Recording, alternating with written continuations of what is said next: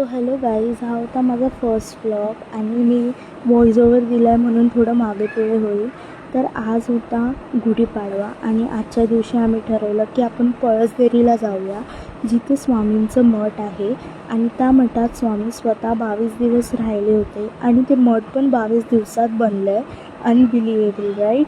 तर मग म्हणून आम्ही तिथे आज चाललो आहे. तर चला बघूया की काय एक्सपिरियन्स आहे आणि कसं आहे.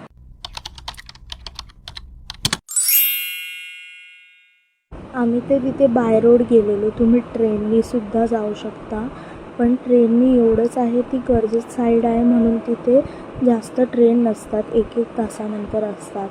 आणि मग इथे रोडने गेलो म्हणून इतके छान छान रोड होते आणि प्लस इतका भारी नजारे लागत होते मध्ये मध्ये, कारण ते थोडं गाव साईडला आहे. तर आतमध्ये अजून पुढे गेल्याच्या नंतर इतके छान छान डोंगर, झाडं वगैरे खूप काही होतं. म्हणजे ऊन पण होतं, पण त्या झाडांमुळे ऊन पण लागत नव्हतं, एकदम थंड वाटत होतं आणि भारी वाटत होतं.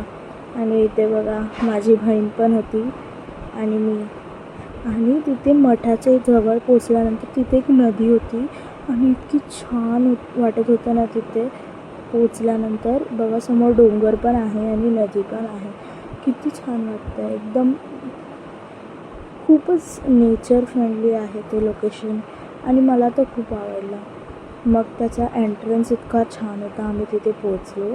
तिथून थोडंसं चालत गेल्यानंतर असा डोंगर आहे आणि त्याच्याच बाजूला असं ते आहे.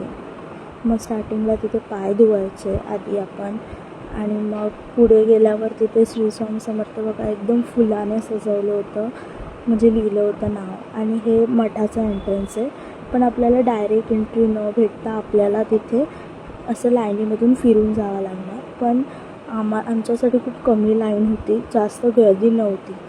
आणि मग लाईनीत फिरून आल्यानंतर आम्ही इथे पोचलो, जिथे समोर मठ आहे, म्हणजे समोर गाभारा आहे आणि समोर गाभाऱ्याच्या समोर अशी बसण्यासाठी त्यांनी मस्त जागा ठेवली. म्हणजे तुम्ही तिथे बसून मस्त माळ वगैरे करू शकता. बघा तिथे माळ वगैरे करतात लोक आणि खूप भारी वाटत होतं तिथे. मग गुरुकक्ष होतं. आधी गुरुकक्षामध्ये जाऊन तिथे ते कोणते गुरु आहेत त्यांचं दर्शन घ्यायचं, म्हणजे त्यांच्या गादीचं. आणि मग त्याच्यानंतर गाभारा येतो आपला मेन, जिथे आधी स्टार्टिंगला गणपती बाप्पा आहे त्यांचं दर्शन घेतल्यानंतर मग येतं स्वामींचं दर्शन.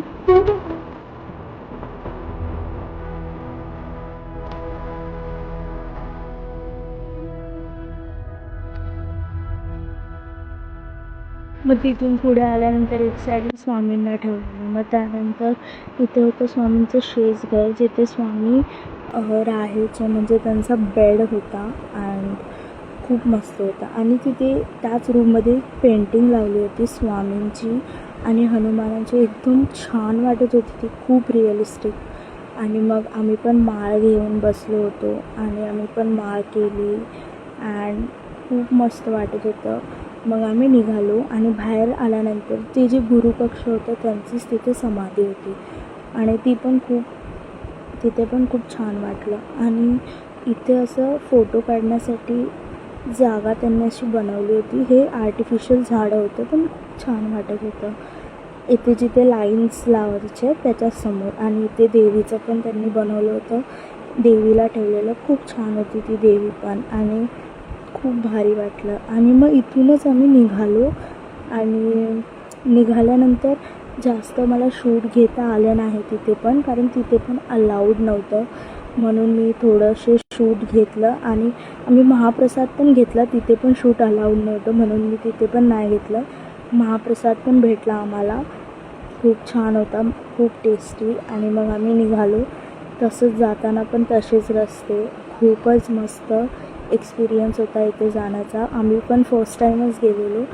तर आजच्या व्हिडिओसाठी एवढंच. चला बाय.